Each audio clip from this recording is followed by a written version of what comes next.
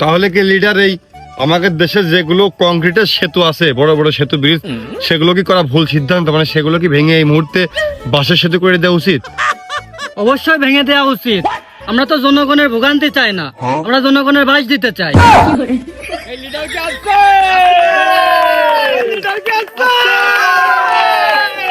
আসলে দেশে এখন বিদ্যুৎ সংকট, তো এখন যদি চওড়া করে ব্রিজ করতে হয় তাহলে অনেকগুলো খাম্বা সেট করতে হবে, তার সাথে অনেকগুলো লাইটও দিতে হবে।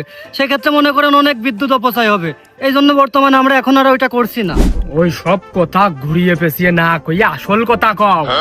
যে ওই রকম চেওড়া ব্রিজ করে দিলি তোমাকে যে খারাপ ছেলে পেলে লুহা বেচে খাবে নে, আবার 14 জায়গাতে চান্দা তুলবে নে।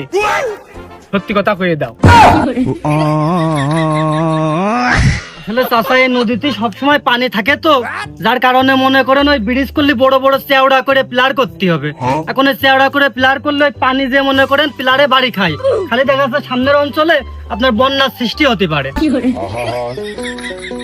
আমি পারি না আর পারি আরো বললাম না বুঝে, আর চেওড়া ব্রিজ করলে ছেলে পেলে জোরে গাড়ি চালিয়ে অ্যাক্সিডেন্ট হতে পারে। আপাতত এই ঠিক আছে। আর ভাই এই যে এই জায়গা যদি সেতু করা হয় না, তাহলে এই গ্রামের এই সৌন্দর্যটা এলাকে নষ্ট হয়ে যাইতো। ওই জন্য এই জায়গায় বাঁশের সেতু হলো ঠিক আছে।